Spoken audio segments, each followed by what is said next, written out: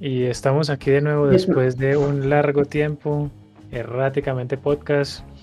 Hoy tenemos a una figura que no nos acompaña siempre, un cometa de carisma. Pensábamos que era un fantasma, que era metafísico, que hacía parte de la episteme platónica, pero no, está aquí, con los mortales. Robin, es un Ah, honor, es un honor. yo pensé que estaban hablando.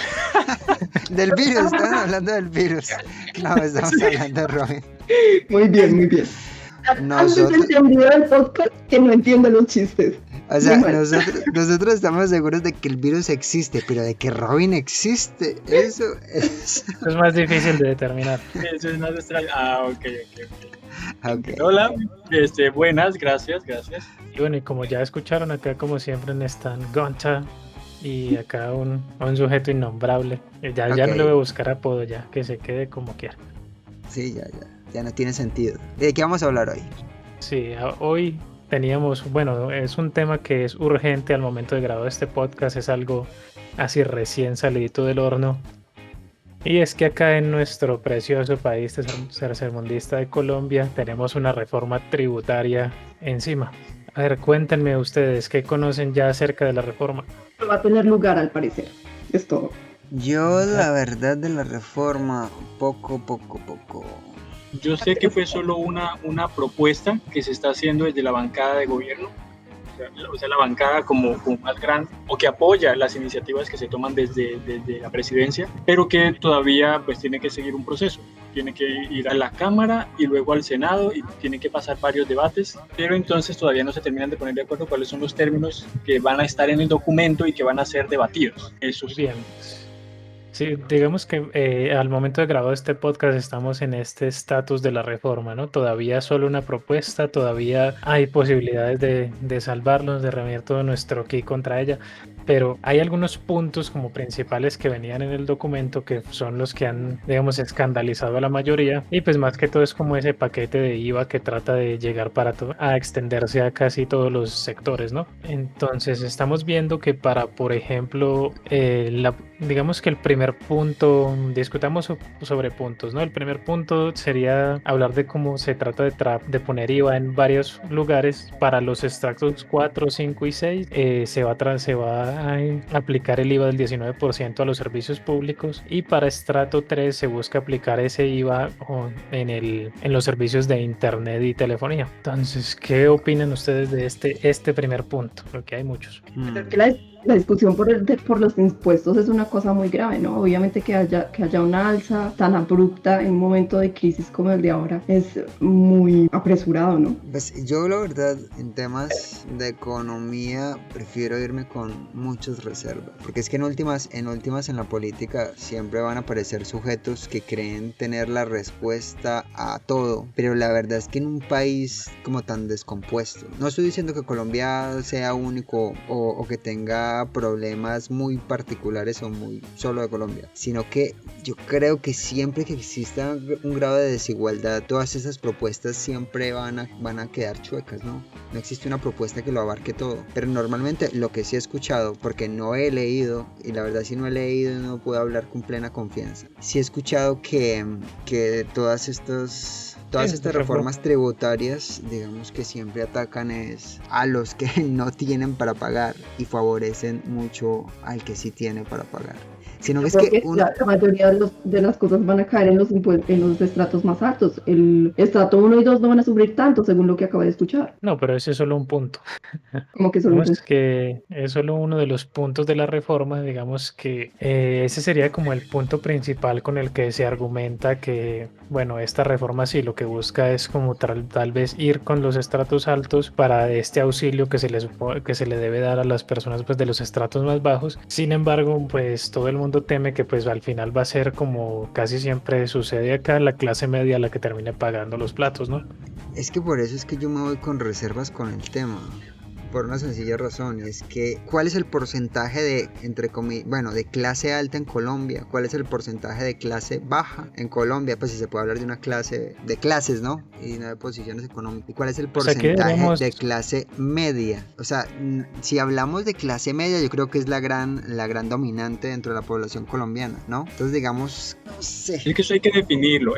La cosa es que uno puede hablar como los locos, como buenos filósofos, pero habría que definir qué es cada cosa. Y bueno, digamos que aquí el único... O sea, si fuéramos a seguir los lineamientos que sigue el mismo gobierno, pues hay que hablarlo por estratificación, ¿no? De estrato 1, 2, 3, 4 y 5 para arriba, que sería como la minoría. Sí. Y que la mayoría se ubican en el espectro entre 2 y 4. Yo pensaría que sería, me parece haber leído que es el estrato 3, parece ser también como el dominante. Sí, mira que estoy viendo, a ver, una encuesta multipropósito del 2017, desde el 2017, de estratos 1, 2 y 3, ahí está el 86%, estrato 4, 9.42%, 5 y 6 serían el 4.5%. Esos serían los porcentajes. O sea, entonces digamos que si estamos diciendo que la reforma va a golpear a la clase media, va a golpear a el 86% del país. Es que por eso digo que el grado de desigualdad hace que sea muy difícil decir que una estrategia va a servir y no va a perjudicar más a unos que a otros. Porque siempre se ha dicho, y no quiero sonar socialista o algo así, pero siempre se ha dicho que los ricos no pagan suficientes impuestos, porque incluso creo que hace poco estaban hablando del escándalo del ubérrimo de Uribe, que es una propiedad de yo no sé cuántos miles de hectáreas y que solo pagaba 30.000 pesos de predial, supuestamente. Y digamos que ahí es cuando decimos, bueno, si los ricos tienen la forma de evadir tanto impuesto, a los pobres digamos que por ignorantes les toca entonces chuparse toda esta financiación. También se han hablado de los sobrecostos dentro de la administración, de todos los gastos excesivos. Se han hablado también, porque muchos, siempre que hablen de impuestos van a hablar, pero bueno, ¿y por qué van a resolver los huecos fiscales con impuestos y no van a empezar a reducir, digamos, costos innecesarios? Supuestamente tenemos 108 senadores, me parece, 170 representantes de la Cámara. O sea, la cosa es la siguiente, el país necesita plata. ¿Ok? Sí. Colombia, el Estado colombiano necesita plata. Y lo que pasa con los estados latinoamericanos en general es que son muy incapaces de obtener gente del pueblo. Por ejemplo, les pregunto a ustedes, ¿conocen ustedes a alguien o lo hacen ustedes personalmente? ¿Ustedes declaran impuestos? ¿O han visto a alguien que declara impuestos? Pues con esta reforma tributaria eso va a cambiar también, ¿no? Justamente, pues a mí eso sabe que eso no me parece tan mal, porque es que no puede ser, obviamente nosotros decimos como una persona normal, todo el mundo se queja de lo altos que son los impuestos, pero la mayoría, yo no conozco a nadie que nunca jamás haya declarado impuestos. Es decir, que el Estado está perdiendo dinero, digamos, en el sentido de que el Estado necesita ese dinero para que tengamos calles, escuelas y demás. Y aún así, yo personalmente nunca jamás en la vida he visto que, por ejemplo, mis padres o algún familiar me haga una declaración de impuestos. Así que, obviamente, esas cosas tienen que empezar a sistematizarse de alguna manera. ¿O ustedes están completamente en contra de eso? No, yo estoy de acuerdo en cuestión de orden, porque por ejemplo, digamos que yo le estaba contando a Gunter hace rato que yo estaba trabajando en una asociación y de hecho uno de los esfuerzos que hay es, uno, hacer que los pagos se hagan por banco, porque desde un banco, digamos que sí hay forma de controlar esos ingresos, ¿no? A nosotros nos toca hacerle o pasarle reportes a la DIAN, nos toca calcular retención en la fuente, nos toca hacer una cantidad de papeleo absurda, o sea, para un mismo pago nos toca sacar 4 papeles. A nosotros nos parece esa vaina ridícula, pero es que realmente es precisamente ese nivel de rigor lo que hace complejo en una sociedad que tiene un 86% de personas que digamos que no tienen tiempo de pensar en todo ese papeleo cuando están pensando en cómo subsistir. No estoy diciendo que las personas de estrato 3 sean muertas de hambre, no, pero digamos que precisamente yo que he venido de estrato 3, yo sé que a mis padres les tocaba muy duro, ellos escasamente se preocupaban por los servicios, el arriendo y demás, y realmente tanto, 3 también. Claro, lo que pasa es que, de Soto 3. Claro, y como esta reforma pues y esta reforma incluso va un poco más allá, ¿no? Porque a partir de ahora cualquier persona que gane, pues eso sí, eso ni siquiera alcanzan a ser, bueno, como alrededor de 2 mínimos, que es creo que 2.400.000, teniendo en cuenta cesantías y un montón de dinero que probablemente usted ni siquiera ve completo, pues eso nos va a poner a declarar renta. Sí. Entonces, digamos, en este caso, la única forma de no declarar renta es realmente tener un salario muy bajo. No, me parece que eran como 2.700.000 y pues el Los, contador me Eso, me eso explicaba es que así, en Europa es así. En Europa es incluso un poco más bajo porque si uno gana 400, por ejemplo aquí en el caso de Alemania, si uno gana más de 450 euros, tiene que declarar impuestos. Y por ejemplo yo, que tengo el sistema de impuestos más malo, digamos, si yo declaro impuestos, o sea, se me va mucho la plata. Por eso yo trato de hacer trabajos en los que no gane más de esa suma. O sea, no es algo nuevo, digamos, cuando uno tiene, de hecho se me hace, bueno, yo creo que es más o menos la misma cantidad de dinero, pero si uno piensa, o sea, no es como que sea una medida que se les ocurrió a ellos. O sea, en algún momento tiene que empezarse a pagar impuestos. sí, es que digamos que yo creo que ¿cómo se llama? Los impuestos son como un coco para muchas personas. Digamos que se ha hablado siempre tan mal de los impuestos que las personas escuchan impuestos y ya les da dolor de bolsillo.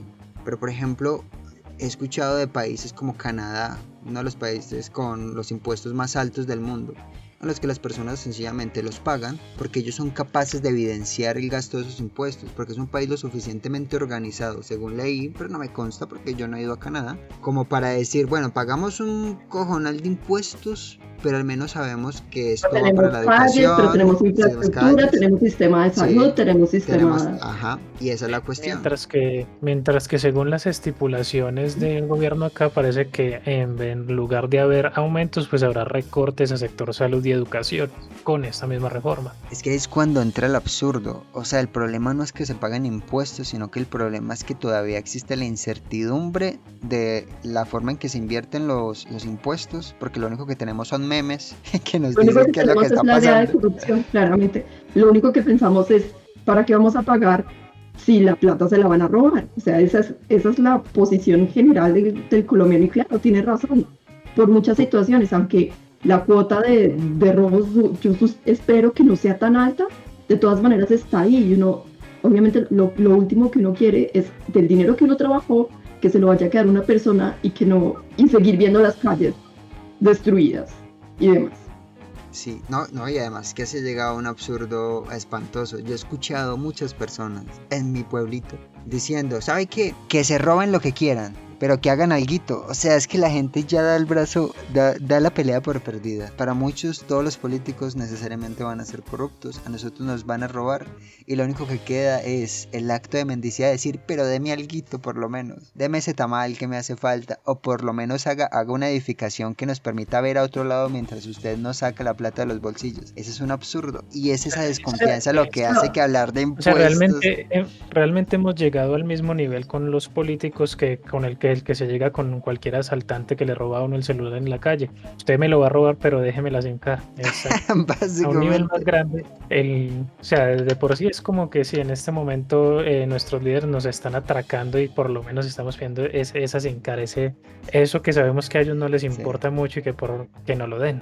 Como esa última muestra de dignidad, que no es dignidad, eso es nada. Pero Robin, ¿usted qué piensa al respecto? Cuéntanos. Porque yo sé que usted viene de un sitio donde la corrupción no se ve. Me imagino que eso no existe por allá. Porque usted viene de la episteme, allá todo tiene que ser perfecto. Porque usted no sale de allá, ni siquiera de grabar el pinche podcast. No, pero mira, ¿qué ocurre? Yo sí creo que el tema es bastante interesante con respecto a lo siguiente.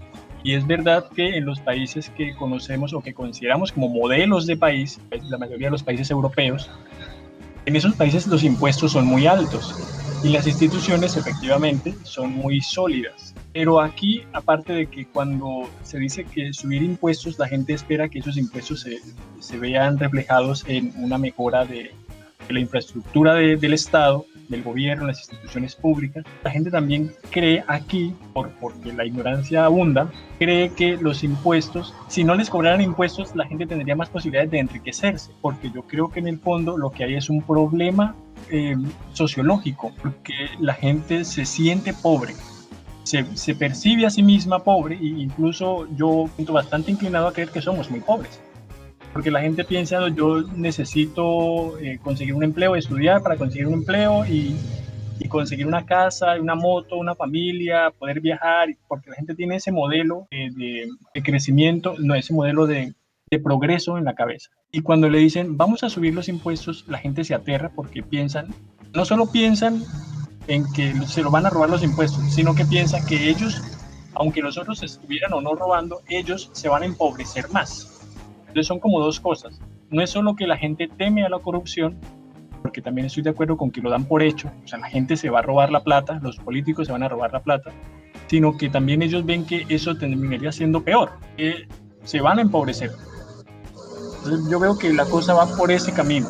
Por eso es que es problemático. No solo que se proponga una reforma tributaria que vaya a poner más impuestos, sino es problemático porque la gente no entiende.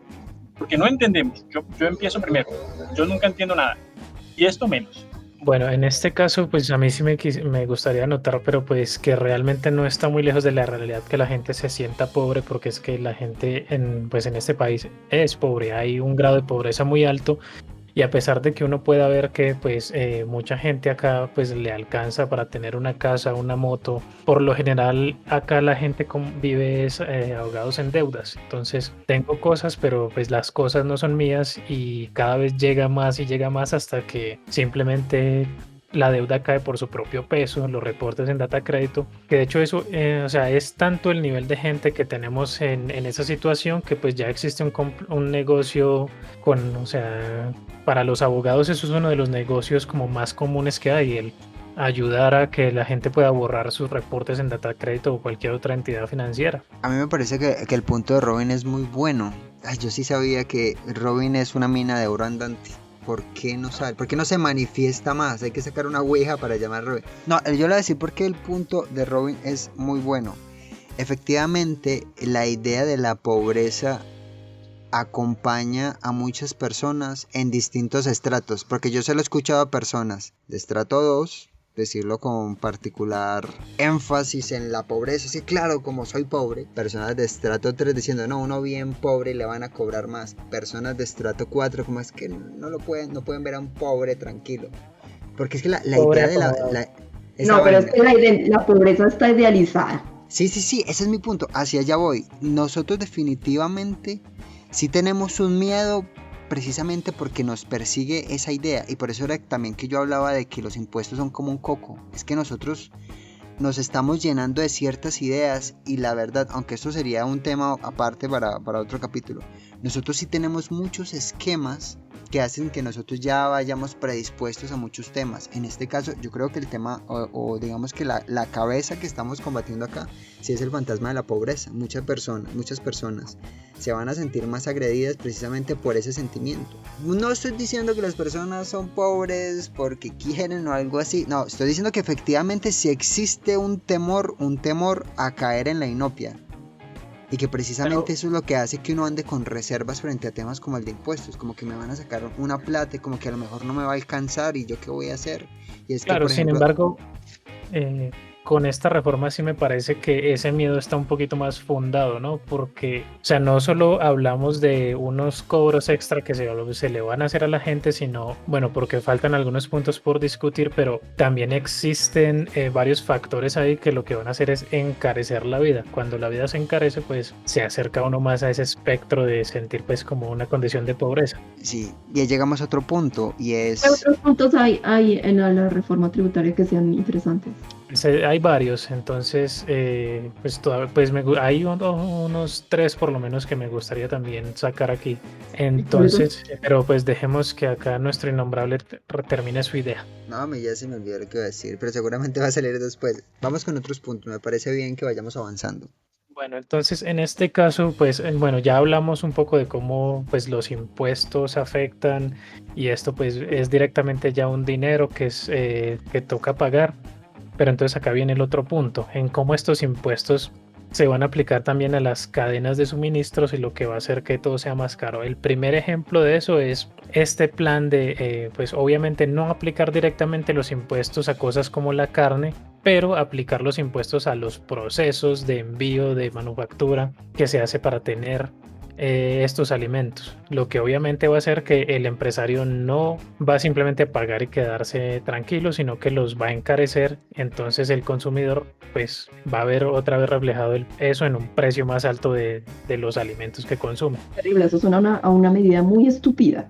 Claro, entonces ahí es donde pues se ve como el impuesto ya afecta, digamos, a otro nivel, ¿no? El impuesto no se aplica directamente al consumidor, pero el empresario no va a pagar eso. Entonces, indirectamente, también lo termina pagando la persona que consume, como una segunda capa. Entonces, no van a encarecer la comida, pero van a encarecer lo que cuesta hacerla, entonces se encarece igual. ¿Y qué otros aspectos hay? Otro aspecto es la propuesta también que busca darle libertad a las alcaldías de las ciudades, sobre todo de las ciudades metropolitanas grandes, para que puedan instalar casetas de peaje dentro del cono urbano, con pues el motivo de poder utilizar ese dinero para el mejoramiento de las vías, pero otra vez pues ese peaje lo paga directamente quien conduce, o si usted utiliza transporte público, el transporte público va a subir porque ahora tiene que tener en cuenta el pago de estos peajes. Claro. Justamente una de las razones de que el transporte público sea costoso es que las vías están en mal estado y las reparaciones son más costosas, no solamente para el transporte público, sino para el conductor regular. No sé si obviamente es una medida, digamos que es una medida improvisada, pero, o sea, no diría que estoy a favor de ella, pero yo sí pienso que de alguna forma hay que empezar a solucionar el problema de la infraestructura. ¿Ustedes qué dirían? Pues es que el problema de la infraestructura debería, o sea, de por sí no debería ser tan grande, porque pues yo dudo que en cualquier ciudad desarrollada el precio del o sea, se utilice esta medida tan improvisada, ¿no? Se supone que esto ya debería venir en las cuentas de lo que paga una persona que vive en un cono urbano. No, hay ciudades, por ejemplo, cuando yo estuve en Atenas, dentro de Atenas misma hay que pagar peaje cuando usted está en la autopista. Y si usted no quiere tomar la autopista, pues tiene la posibilidad de irse por el camino largo, pero pues obviamente va a ser más lento y la calle obviamente va a ser más lastimada, digamos, más dañada. O sea, son medidas que ya existen, digamos, no es que se ha inventado. Sí, pero esa medida existe precisamente porque es el acceso a una vía rápida, a una autopista, que es una obra de ingeniería, como decir, superior, y que digamos tiene en cierta medida la justificación de que usted está utilizando una vía alterna más rápida. Aquí no hay vías alternas más rápidas, o sea que simplemente estaríamos aplicando un peaje que sería no opcional sino obligatorio. Nadie tomaría esa calle, sencillamente esa calle sería desierta, creo yo, pero o sea, la cosa es que de todas maneras sí hay algo cierto. Por ejemplo, en una ciudad como Bogotá, el asunto de la infraestructura necesita solución pronta, ¿sabes? Y no sé, obviamente esa es una solución muy rebuscada, pero no sé cómo podría eso solucionarse, depende de la forma en que vayan a implementar ese sistema. Yo digo que los temas económicos son muy espinosos para mí porque por lo poco que entiendo hay muchas variables y digamos que no se puede pretender que una alza de impuestos sea el único método que existe, ¿no? Precisamente por eso antes se hablaba de otras estrategias para recortar gastos innecesarios y demás, como el hecho de que cuánto se gastaron en aviones de guerra, 14 billones de pesos. Entonces digamos que es como que en qué nos estamos gastando la plata y si realmente hay para hacer inversiones tan grandes, aunque uno siempre sufre por la subida del salario de los congresistas, pero igual sigue siendo un argumento de peso. Que sigan subiendo salarios a personajes del Congreso, que inviertan en aviones de guerra una millonada, que haya auxilios para empresas de otros países, aunque eso ya es una noticia vieja.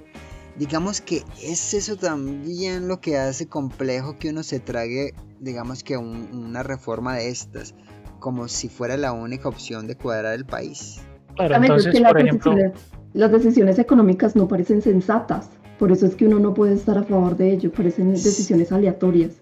Sí. Venimos al último punto que quería tocar, que va mucho con lo que acaban de decir, y es cómo pues también se contempla acá un congelamiento del incremento salarial al sector público, pues específicamente hablando de medio y bajo nivel. O sea, en esto caen muchos trabajadores como los profesores por 5 años, mientras que pues se habla de que el gasto de la fuerza pública, ese sí continúa sin congelar, ¿no? Entonces cualquier cosa relacionada con fuerzas policiales o fuerzas del orden no tiene ninguna clase de bueno, no tiene ninguna clase de problema de aquí en adelante, pero para el resto del sector público pues se contempla congelar aumento de salarios por lo menos 5 años. Ay, fue pucha, por 5 años. ¿Cuánto gana un profesor en promedio, Julio? Profesor Robin. Pues es que depende, si hay varias categorías, pero digamos que una persona recién salida con un título universitario entra a ganarse 1.900.000 con algunos auxilios, y que llegan a sumar, por ejemplo, yo me gano mensualmente cerca de 2.100.000. Trabaja para el Estado. Eso no sé cuánto sea en dólares ni en euros. Es un contrato con el Estado, o sea, usted es servidor público. Ajá. Eso deben ser, no son 2 salarios mínimos, no son 3 salarios mínimos. En cualquiera de las cosas, usted, por ejemplo, estaría por debajo del rubro que tendría que declarar impuestos. Entonces podemos suponer que también incluso profesores privados están debajo de ese rubro, ¿no? Sí, bastante por debajo, bastante más por debajo. Pero bueno, sin embargo, es que tenemos que tener en cuenta que la DIAN no solo contempla el salario neto, sino también otras aportaciones como cesantías y todo eso. Entonces, eso puede hacer que alguien que gane, por ejemplo, alguien como yo que gana también alrededor de 2 millones, con cualquier tipo de bonificación, prima y cesantías, podría perfectamente quedar dentro del rubro si con un mal cálculo. Yo entraría dentro de los que pagan impuestos, porque yo como empleado público me gano esos 2.100.000, pero como yo tengo un segundo empleo que también desde esa empresa, desde ese colegio, ellos hacen este informe ante la DIAN y tales, yo estoy registrado ahí, entonces queda registrado que yo me estoy ganando 1.000.000 de pesos con ellos, más o menos. Eso ya suman 3. Ya tengo que pagar. Yo creo que un profesor entonces que esté trabajando, bueno, o personas que lleven varios años trabajando, o sea, una congelación del salario es una cosa relativamente grave, pero no creo que por eso vaya a cambiar su estilo de vida, ¿o sí? Porque es que en general las personas que trabajan con el Estado son personas que ganan bien, que tienen una estabilidad económica. Pues realmente en cuanto a estabilidad eso es discutible, porque pues también se contempla que muchos de esos trabajos con el Estado no son completamente fijos, ¿no? Porque pues yo he revisado también bastante, y los contratos estatales por lo general tienden a ser contratos de 3 o 6 meses con miras a renovación. O sea, eso no es un empleado estatal es que está fijo con el Estado, es decir, que tiene un contrato de indefinido y que va a recibir también pensión de parte del Estado y demás. Obviamente eso es un sistema relativamente complejo, ¿no? Es que ese es un sistema que busca también desaparecer. Sí, porque ya no se contrata a nadie, por ejemplo en la docencia ya no se contrata a nadie de manera permanente. Por ejemplo, mi contrato es, no recuerdo cuáles son los términos exactos, pero dan a entender que si llega alguien más calificado que yo, pues yo tengo que entregarle, más calificado no, sino que haya pasado un proceso, como una convocatoria, un concurso, que alguien que haya pasado ese concurso se quedaría con mi puesto. Creo que es de revocable o algo así, de renovación, una cosa así, porque ya no se contrata a nadie de manera permanente. Los profesores que eran contratados de manera permanente hacían parte de una ley o estaban amparados con una ley que ya no se usa, era como el 1170, una cosa así dicen los sindicalistas. Y ahora se empieza a contratar con una nueva ley. Todos los profesores que entran con esa nueva ley tienen esta calidad en su contrato, que pueden ser cambiados en cualquier momento. Y para la gran mayoría de empleados estatales, digamos que se busca hacer lo mismo, empezar a tratar de contratar toda la gente, el personal nuevo bajo estos estándares, para que una vez se deshagan del personal viejo ya pues haya menos amparos con respecto pues a pensiones y demás. Ok, de todas maneras el proceso todavía está en discusión, ¿no? ¿Qué han dicho? ¿Cuándo se va a tomar una decisión o cuándo se va a hacer algo al respecto? Pues bueno, la decisión todavía no está tomada, no tengo las fechas, pero sí sé que hay ya pues ya esto enardeció lo suficiente a la gente para convocar a paro. Ahora pues tendremos que ver qué sucede ahora, porque será una situación muy compleja hablar de paro y pandemia al mismo tiempo. Ay, Dios mío. O sea, yo digo, si las medidas, o sea, en tanto que las medidas sean razonables y que uno vea que diga, ok, eso puede mejorar de verdad al país y puede hacer que las cosas en todos los términos mejoren, pues si las medidas son razonables, claro, tiene sentido. Si uno dice, ok, el sistema en este momento tiene sentido, no sirve, porque es que no hay muchas formas en las que, digamos, en que el Estado podría manejar un poco mejor las cosas. Entonces, claro, yo sí creo que hace falta una reforma y una forma, digamos, que sea más óptima en la que el Estado puede obtener dinero de los ciudadanos. Pero debería ser, obviamente, algo razonable. Cuando Es complejo. Son O sea, detalles hoy no, tenemos sonidos de todos lados, ¿no? hagamos el ejercicio. ¿Cuándo podría ser razonable? O sea, Cuando porque uno entienda que primero cuando uno vea, en primer lugar, que el dinero va a estar destinado razonablemente.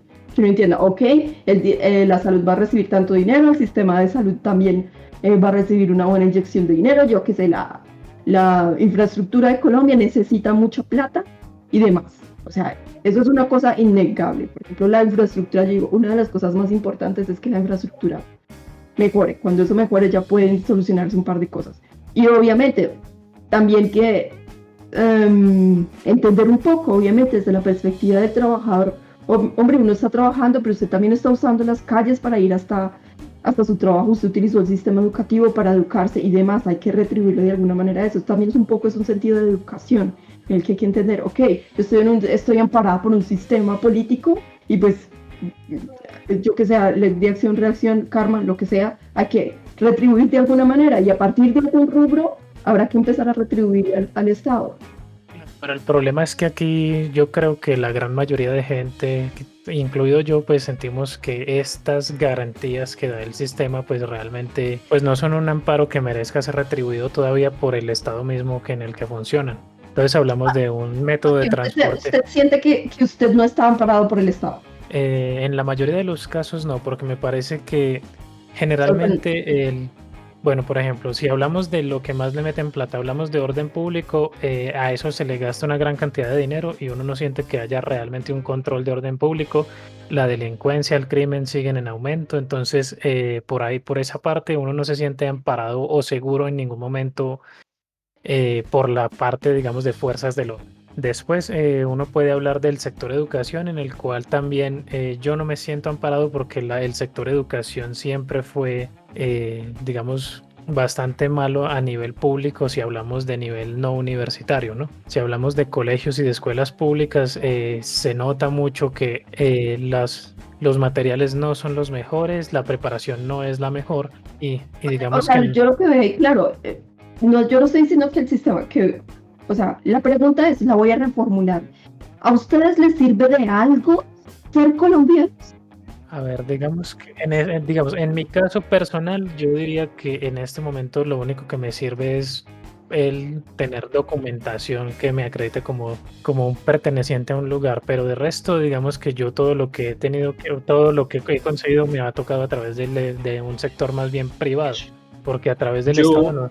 Yo tengo que reconocer que todo lo que yo tengo y lo que mi familia tiene ha sido porque el Estado le ha permitido a mi familia conseguir, porque mis papás, toda mi familia es empleada pública, yo soy empleado público y yo pues haciendo la comparación, como cuando usted pregunta eso, si me ha servido de algo ser colombiano, yo digo, pues no lo sé, porque es que no sé cómo es ser de otro país, solo sé cómo es ser venezolano.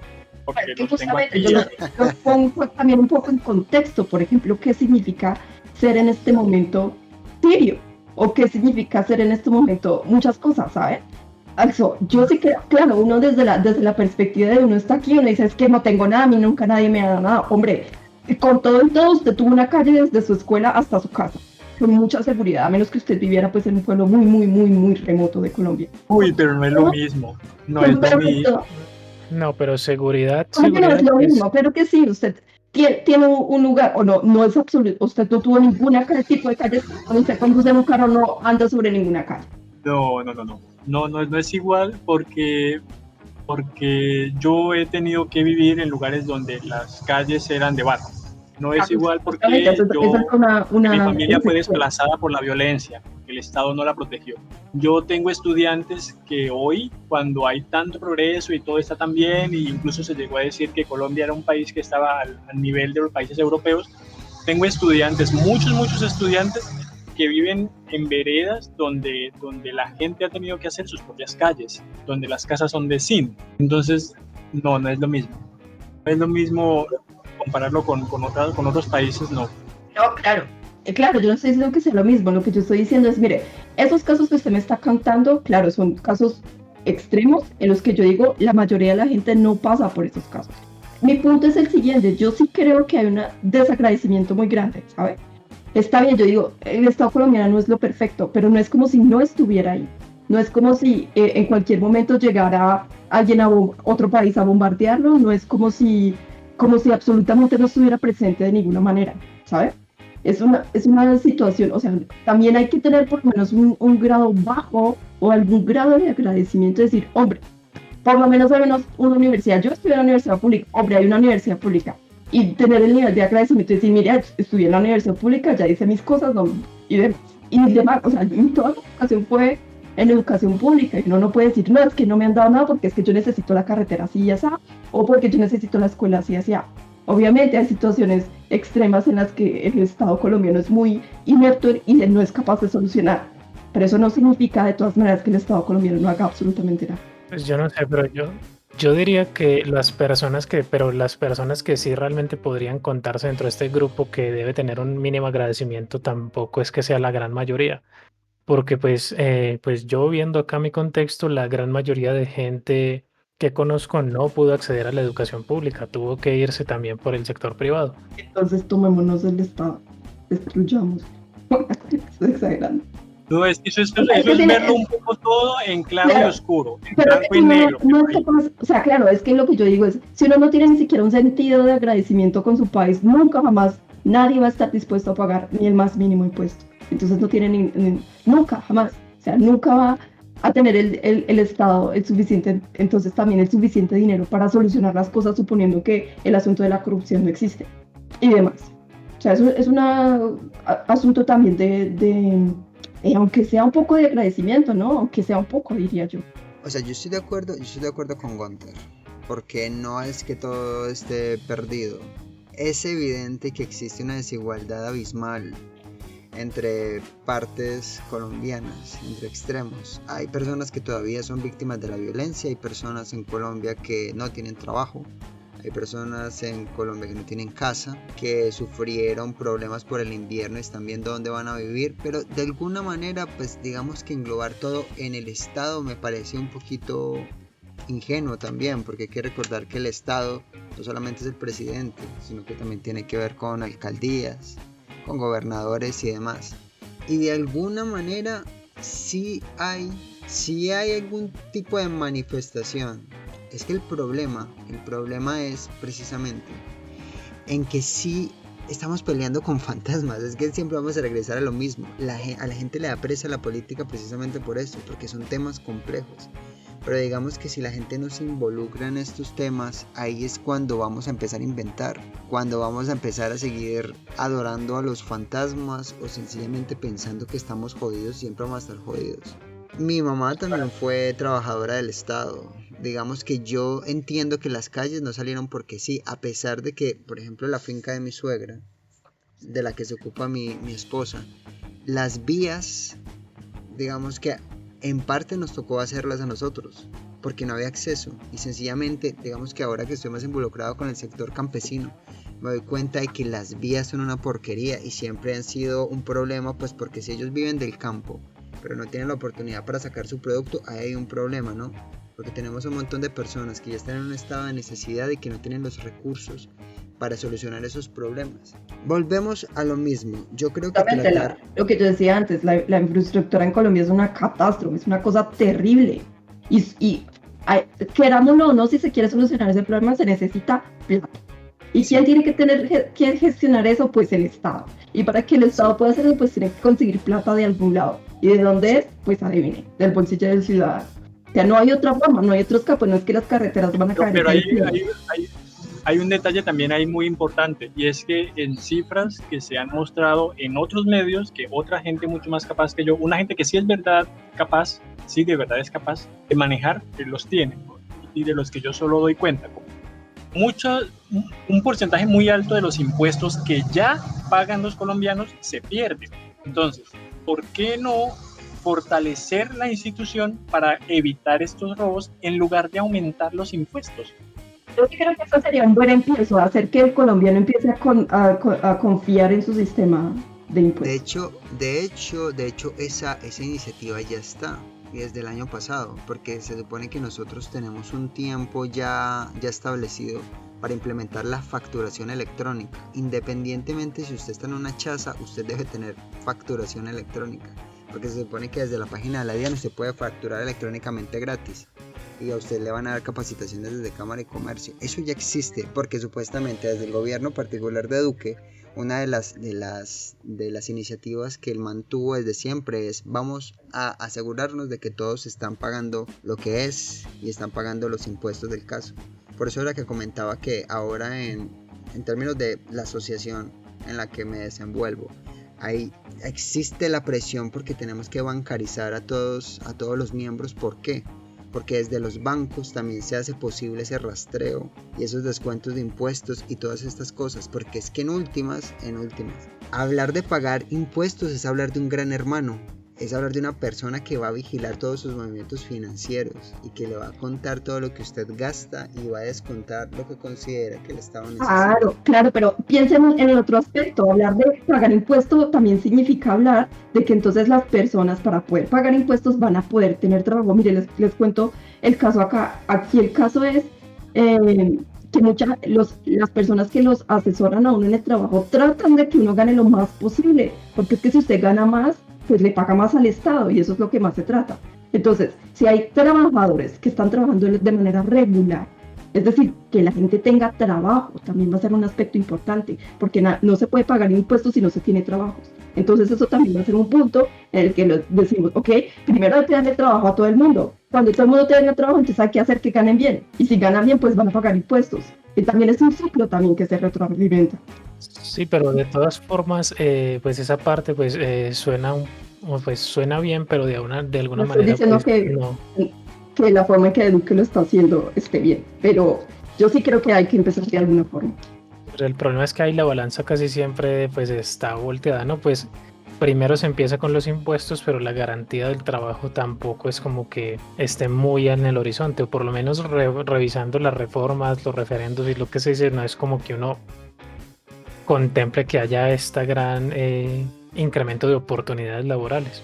Solo el incremento la reforma con respecto al impuesto. Justamente, entonces hay que implementar también medidas que promuevan asimismo el trabajo, que promuevan la empresa, que promuevan la industria.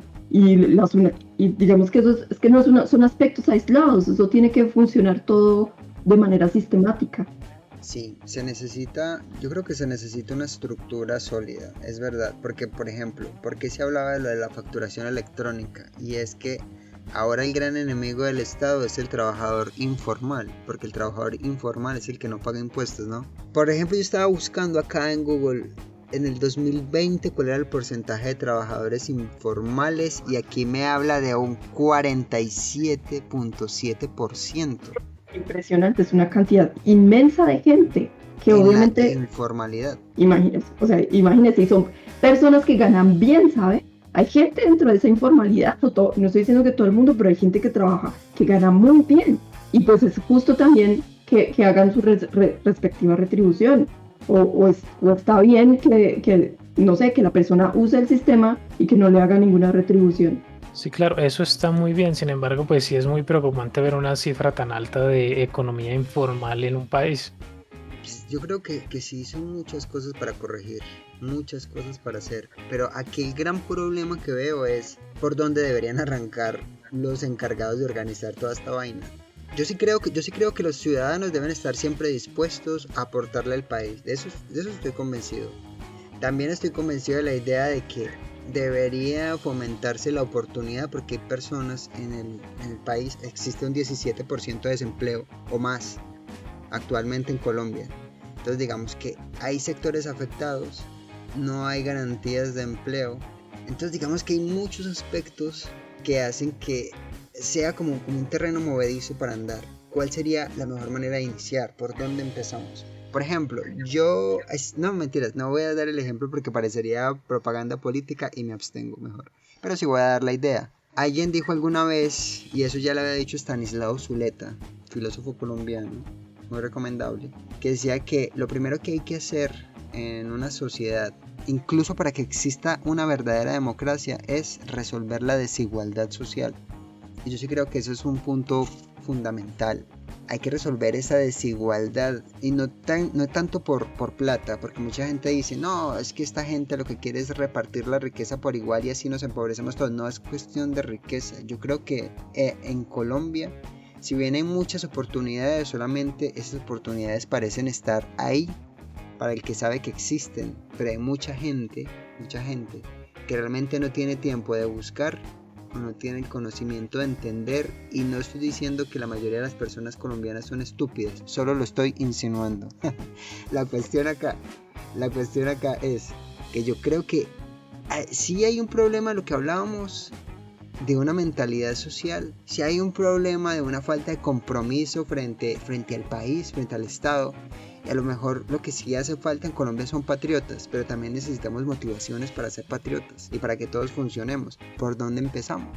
Es que respecto a esa cifra de desempleados, el asunto es ese, el Estado tiene que ver obviamente a cada ciudadano desempleado, no solamente como un ciudadano desempleado, sino como una persona que no está en capacidad de pagar impuestos, por tanto tiene que ocuparse de que esa persona tenga trabajo.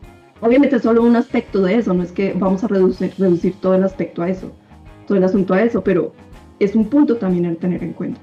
Sí, como siempre, la conclusión se acerca mucho al campo educativo.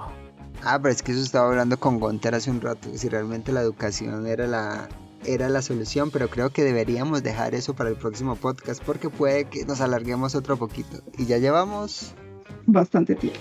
Sí, creo que es como hora de ir cerrando. Parece que Robin se cayó, dejó de poder existir en este plano material. Sí. Su existencia es muy graciosa. Sí, ya. Entonces, pues creo que con esto vamos cerrando. Un montón de ideas inconclusas. Y por favor, déjenos sus opiniones respectivas, que obviamente estos temas hacen que las opiniones sean muy diversas e incluso salvajes y violentas. Déjenlos por favor en los comentarios. No sabemos en qué punto del tiempo será esto subido a cualquier plataforma, pero si vivieren del futuro y la reforma se aprobó, cuéntenos cómo va el país. Si probablemente no ven podcast es porque esto nos afectó hasta un punto tal de obligarnos a trabajar 24 horas. Será posible. Anyway. Sí. Pero bueno. Gracias por escuchar el podcast y nos veremos en el próximo. El próximo será entonces sobre la educación. Sería interesante la educación como solución. ¿Funcionaría o no? Habrá que verlo. Y chao.